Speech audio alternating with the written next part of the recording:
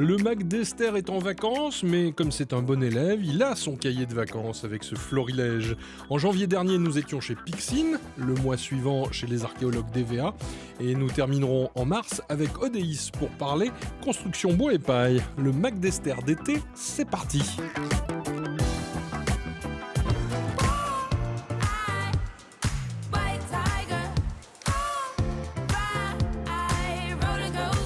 Alors Pixine, ça existe depuis 2006 et on a trois grands métiers. Donc, on est une agence de communication digitale et on fait des applications métiers, des sites internet et du motion design. D'entreprises qui ont besoin de nos services, puisque du coup on fait beaucoup d'applications métiers, beaucoup d'entreprises donc, qui sont plutôt en avance ou dans cette dynamique de la start-up et qui peuvent avoir des besoins de communication ou d'application. Et puis on a comme tout ce qui est formation et qui permet de recruter des gens, développeurs web, qu'on appelle aussi full stack. Il y a donc des profils BTS, IUT, mais aussi ingénieurs. Donc ça dépend après à quel niveau on peut rechercher. Et puis après, nous, du coup, en animation, on a aussi donc, des techniciens qui viennent plutôt de l'image de synthèse, donc pour créer des images de synthèse animées. Et puis des illustrateurs et des graphistes, web designers. Le plus compétent, c'est d'aller chercher des projets à forte valeur ajoutée, avec un degré de technicité assez élevé. C'est sur ça qu'on arrive à se démarquer sur des créations originales. On ne fait pas du standardisé. On essaye chaque fois d'aller chercher la petite chose qui fait la différence.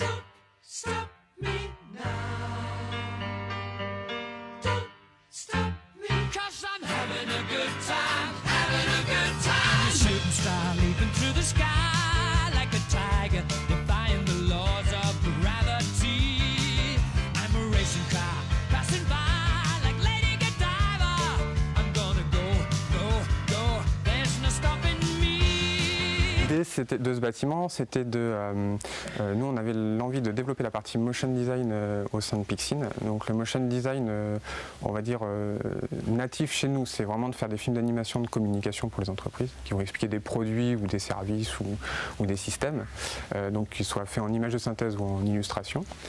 Mais on fait également ce qu'on appelle de l'habillage ou des effets spéciaux. Et là, c'est toute la complémentarité avec Cooks Productions, qui vont avoir besoin régulièrement de faire soit des séquences animées qui vont expliquer dans leur film des process qu'ils sont en train de mettre en avant, ou des effets spéciaux du type fond vert qu'il faut enlever et qu'il faut rajouter, qu'il faut remettre dans un élément différent. Donc l'idée, c'était de venir s'implanter ici et de créer ce bâtiment et d'avoir un studio de prise de vue unique en Limousin et de faire un vrai pôle audiovisuel avec eux. Donc il y a une vraie synergie sur ces compétences-là qui se fait entre Cooks et Pixine. Après, ce qui a changé ces dernières années, c'est le poids de la donnée notamment. C'est notamment pour ça qu'on a fait l'agence de Bordeaux, pour avoir les outils et les compétences pour gérer la donnée. Et c'est la donnée qui devient le cœur de tout le système de communication digitale. Mais du coup là c'est pas mal parce que je peux moi leur dire déjà en termes de rendu, c'est surtout ici pour la partie qui rentre dans l'épiderme, pour voir si Du coup, on a beaucoup de clients sur Paris, on va dire région parisienne et Bordeaux. D'ailleurs, on a une filiale à Bordeaux qui s'occupe de toute la partie application pour nous, en tout cas conjointement avec Pixine. Il y a beaucoup de choses qui se font soit par visioconférence, soit par mail. Après, on tient toujours à avoir des réunions physiques, ça c'est quand même très très important parce que ça rassure, ça met tout le monde autour de la table et ça pose les bonnes questions. Il y a des choses qui se disent plus facilement en présentiel que par téléphone ou par visio. Donc on tient toujours à être mobile pour se déplacer auprès de nos clients, qu'ils soient à Paris, à Bordeaux ou partout en France. L'ancienneté de l'entreprise permet d'avoir un réseau assez étoffé. Et vraiment, nous, la force de notre développement commercial, c'est le réseau. Avant tout, on ne fait pas de démarchage commercial au porte-à-porte. Et l'antériorité, l'expérience qu'on a acquis, les références qu'on a nous permettent maintenant d'aller chercher de nouveaux clients, d'arriver avec des choses à montrer, avec des valeurs aussi, ça c'est très important pour nous, et de conquérir effectivement des clients un peu plus importants que ce qu'on avait avant.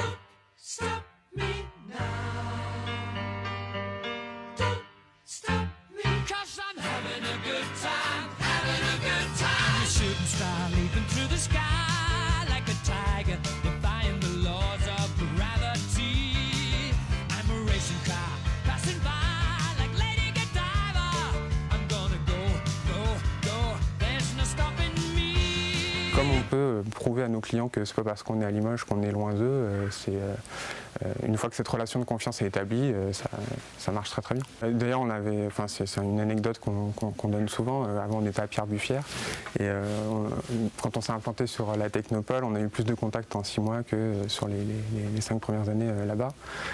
Oui, ça a une vraie plus-value, une vraie carte d'identité et de visite. Voilà, on est identifié sur la Technopole, faisant partie des entreprises qui sont performantes sur le bassin et surtout ça nous donne une visibilité, c'est-à-dire qu'il y a des gens qui ne nous connaissaient pas avant et qui pensaient qu'on venait juste de se créer, alors qu'en fait non, on existe depuis 2006 et voilà. Donc c'est vraiment, ça donne une visibilité en tout cas en local et puis du coup on va voir son voisin en premier pour voir s'il peut nous aider sur les projets qu'on peut avoir. Donc ouais, c'est une vraie opportunité.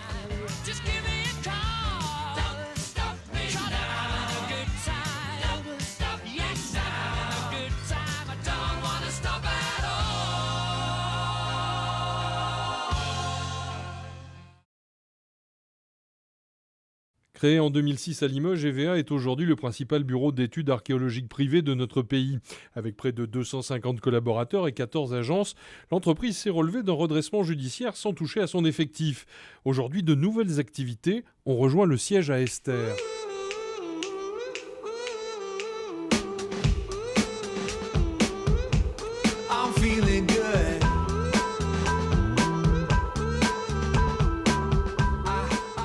Il s'agit du service de plongée scientifique EVA. Il faut savoir qu'à l'origine, en mars 2012, a été créé un pôle de plongée au sein d'EVA et depuis le premier trimestre 2019 à peu près, ce pôle a évolué en service. Donc c'est un service au sein d'EVA qui réalise des fouilles en milieu dit subaquatique et sous-marin. Subaquatique concerne les eaux intérieures et le sous-marin, les eaux extérieures, c'est-à-dire mer et océan.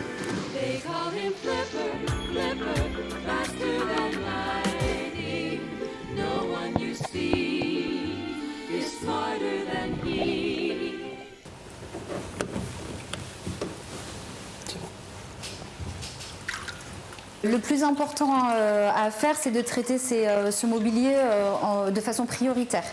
Il faut absolument qu'il ne se dessèche pas. À partir du moment où le bois commence à se dessécher, il va progressivement s'effondrer sur lui-même. Du coup, on va perdre l'essentiel des informations qu'on recherche pour les potentielles futures études. Dans ce bac, nous avons entreposé des pièces qui sont issues de la fouille programmée de Courbiac, qui est dirigé par Jonathan Le Tup. Et nous avons notamment un apoturo et des fragments de membrure. C'est une pièce qui vient en fait d'une épave, l'épave numéro 1 de Courbiac. C'est un bateau antique qui a été daté grosso modo de la fin du IVe siècle de notre ère. Cette épave donc, se trouve dans le fleuve Charente, sur les communes à la fois de Saintes et de Fontcouverte, à une profondeur moyenne de 8 mètres. Là, ce que vous avez ici, c'est ce qu'on appelle un apoturo. C'est un élément, c'est comme une bille d'amarrage que l'on trouve actuellement sur les quais, entre autres, et sur les bateaux. Et ici, il faut voir que cet élément, donc, c'est la partie haute. Donc, il faudrait la redresser de 90 degrés comme ça. Et ça, donc, la partie basse. Et ici, vous avez la face externe du bateau. Donc, vous avez des planches qui viennent ici, ce sont des virures. Et cet apoturo servait, alors on ne sait pas encore puisqu'on n'a pas encore terminé la fouille de cette épave, mais pouvait servir soit à amarrer le bateau à un quai, ou soit à rouler des câbles pour l'ancre, pour tout ce qui est gréement, etc. Donc là, cette pièce, elle est assez unique dans le sens où elle a un état de conservation qui est, on peut qualifier d'exceptionnel. D'habitude, ce que vous avez, ce sont ces éléments ici, mais qui sont très érodés, très abîmés. Là, on a la chance, c'est que sur ce site, donc qui concerne 2 épaves antiques, les bois ont pu être très bien conservés, puisqu'ils étaient en milieu anaérobie, c'est-à-dire sans contact avec l'oxygène dans l'eau. Ils étaient pour cela recouverts de vases, une vase grise stérile.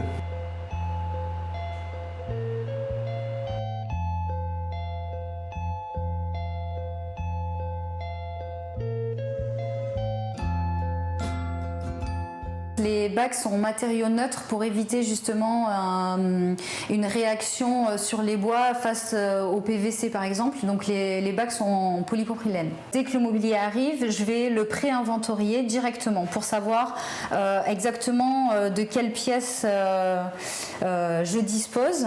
Et je vais les nettoyer et ensuite je vais les réintégrer dans une eau propre et je vais également assurer un suivi sur ces pièces-là. La température c'est important parce que plus un milieu va être humide et chaud et plus ça va être propice au développement des bactéries et des champignons.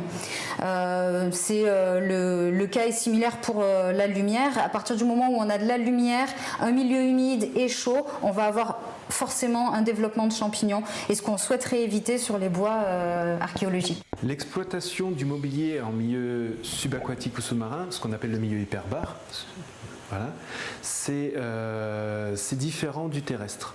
Alors, il faut savoir que le mobilier est bien mieux conservé, le mobilier est tout aussi fragile, mais ce mobilier est conservé. S'il nous parvient aujourd'hui, c'est grâce à son environnement immédiat, les couches sédimentaires, etc. À partir du moment où l'archéologue intervient, il va dégager ces couches et s'entame un processus de dégradation. En eau, difficulté qui se rajoute, c'est le fait que l'on évolue dans un milieu qui n'est pas le nôtre, avec des problèmes de visibilité, selon les sites bien entendu. À cela s'ajoute le fait que l'on utilise des outils sous l'eau, c'est beaucoup plus compliqué que des outils en terrestre. Il faut avoir des habilitations également, diverses et variées. Et ensuite, le problème, c'est remonter l'objet à la surface dans des conditions optimales qui permettent à ce que l'objet concerné ne soit pas abîmé pendant ce transport. Alors vous êtes une archéologue. Oui. Nous nous sommes déjà croisés sur des fouilles. Oui. Place de la République. Qu'est-ce qui fait qu'à un moment vous choisissez de changer d'univers ? Envie de se diversifier. Voilà, j'étais une archéologue de terrain et j'avais envie vraiment d'aller vers des choses un petit peu nouvelles.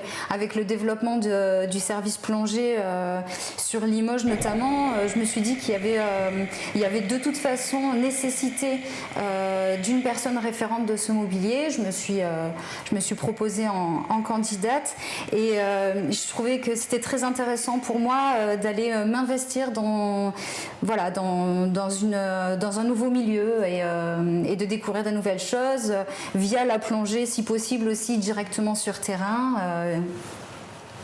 C'était très intéressant. Du coup, si je fais ça, vous comprenez que tout va bien. Et bah super.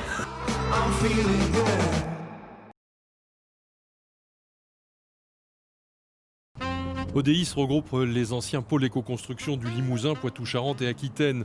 La structure repose sur 5 sites répartis dans les 12 départements de la région. Ce cluster dédié à la construction et à l'aménagement durable œuvre dans un secteur déjà très structuré, le bâtiment. C'est une filière qui est très organisée, de par ses organisations professionnelles comme la CAPEB et la FFB. Mais nous allons plus loin puisque nous associons à notre démarche l'intégralité des acteurs. Et lorsqu'on réfléchit construction, on intègre nous, les assureurs, les maîtres d'ouvrage, les architectes, toute la partie acteurs de la construction. On a plein d'entreprises dans ce secteur qui n'ont pas les moyens de faire de la veille technologique et réglementaire. Et donc une de nos actions importantes est de les mettre en relation et de leur fournir cette ressource de veille technologique et réglementaire. Et de les accompagner pour qu'ils ne soient pas complètement perdus par l'évolution de nos métiers qui, dans le bâtiment, connaissent de nos jours des évolutions très très rapides qu'on ne connaissait pas autrefois. Parfois, la technique évolue plus vite que les mentalités, voire même la réglementation. La construction bois et paille, désormais admise pour la maison individuelle, fait son entrée pour des locaux recevant du public. Et la montée en compétence des acteurs du territoire, qui aujourd'hui ont les capacités à répondre à des projets sans limite d'échelle avec de la botte de paille. Depuis 2011, le réseau français de la construction en paille a mis en place des règles professionnelles qui ont été validées. Donc c'est un énorme travail qui a été fait par les acteurs un peu pionniers du réseau pour aboutir à cette reconnaissance qui sont du coup comme une norme qui permettent à la construction paille d'être reconnue aujourd'hui comme une technique dite courante d'isolation. En ce moment se prépare la construction d'une extension bois-paille pour le collège d'Isle en Haute-Vienne. On va faire 6 classes. Donc les classes sont organisées en U, ici. Et les murs qu'on voit fabriquer aujourd'hui sont tous les murs périphériques qui font toute cette partie-là.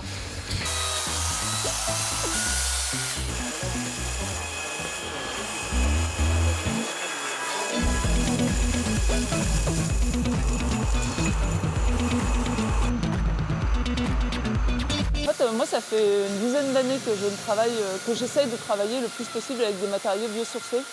Et comme je travaille en Limousin, forcément je travaille en bois, parce que c'est vraiment une des ressources les plus présentes ici. Donc on travaille beaucoup avec du Douglas. Là, vous voyez, on a commandé une ossature en Douglas non traitée. L'avantage de ce bois, c'est qu'on n'est pas obligé de lui ajouter un traitement pour l'utiliser en ossature. Et après, en remplissage, donc en isolant, on utilise soit de la ouate de ciseaux, soit de la paille. Pour moi, c'est les deux meilleurs matériaux en termes de résistance thermique. Mais je préfère aller vers la paille parce qu'il y a plus de main-d'œuvre, moins de transformation, moins de transport. Et donc un produit encore moins industrialisé. Et donc c'est le plus écologique aujourd'hui.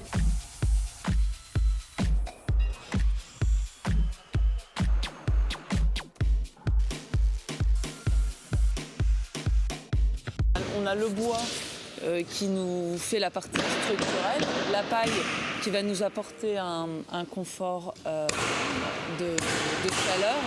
Et aussi, on a ajouté un troisième matériau, la terre, qu'on utilise en refend entre les classes pour apporter en fait de l'inertie au bâtiment et qu'il puisse garder de la fraîcheur ou garder de la chaleur selon la saison et apporter vraiment un confort complémentaire dans les classes. La paille, elle va réguler la quantité d'eau dans la classe au fil du jour. Et ça, c'est très important parce qu'on a souvent des situations d'inconfort quand on est 30 dans un même endroit pendant longtemps. Et grâce à ce matériau, en fait, on va beaucoup améliorer le confort. Il y a la dimension du matériau qui nous oblige à avoir des murs assez épais. En ossature bois classique, on est souvent sur du 145 mm d'épaisseur. Ici, on est rien que l'ossature, on est déjà sur du 360, qui est dû à l'épaisseur de la botte de paille. Car aujourd'hui, les bottes de paille, cette épaisseur-là, c'est quasiment la section de bottes de paille qui se fait le plus couramment. Chaque botte de paille est reprise une à une. Elle est remise en forme, c'est-à-dire qu'on la met d'équerre, on vérifie sa section, sa longueur, son poids, on en vérifie une sur 10 avec son hygrométrie. Que ce soit dans une maison individuelle ou pour un collège, la technique reste la même. Après, des détails changent par rapport aux finitions, que ce soit intérieur ou extérieur, ce qui va modifier légèrement la conception. Là, on a travaillé Le Mac d'Esther, avec c'est déjà fini. Rendez-vous dans un mois. Des bois du territoire du Massif central. Donc en fait, sur ce chantier, tous les bois viennent du territoire du Massif central. Et la paille, on travaille avec le réseau Résonance Paille qui nous aide à trouver des producteurs, à nous mettre en contact avec des agriculteurs qui produisent des pailles tout à fait adaptées à la construction. Ce qui n'a rien de très compliqué. Ils produisent la même chose que d'habitude, mais on leur demande d'avoir un taux d'humidité minimum dans les bottes, donc de récolter au bon moment, mais ils ont tout intérêt à le faire pour plein d'autres raisons, et avoir des bottes bien carrées et bien calibrées. Pour le département propriétaire du bâtiment, ce n'est pas un cas isolé. Depuis plusieurs années, la performance énergétique des bâtiments est révisée. Donc c'est une démarche générale.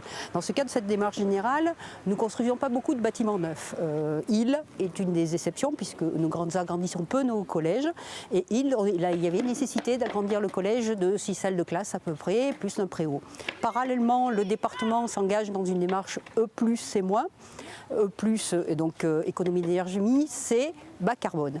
Donc les deux objectifs nous ont conduit à essayer d'engager une démarche avec un maître d'œuvre pour aller vers un bâtiment de ce type-là. On est sur un bâtiment relativement simple aussi, comme je vous l'ai dit, c'est 6 salles de classe, un préau, on n'est pas sur un ouvrage énorme, donc c'était la bonne taille pour tenter ce type d'expérience. Une expérience à partager par le cluster construction et aménagement durable ODIS qui s'adresse aussi à un public très varié. Alors on les fédère d'abord autour de valeurs. La valeur qui est du partage. Et il est toujours plus facile de faire partager des personnes lorsqu'elles font des métiers complémentaires. Lorsque vous regroupez des architectes, des bureaux d'études et des entreprises, elles ont tout intérêt à communiquer ensemble pour mieux se comprendre. Donc ça, c'est aussi une des choses qui est importante dans une organisation comme nous, qui comporte plus de 400 adhérents et de toute origine confondue. La deuxième chose qu'il faut bien comprendre, c'est que on est là pour accompagner ces entreprises-là. On est un centre de ressources et donc on travaille avec énormément d'humilité, beaucoup de bienveillance, ce qui nous permet aussi d'être objectifs dans l'apport de connaissances et de compétences que nous faisons.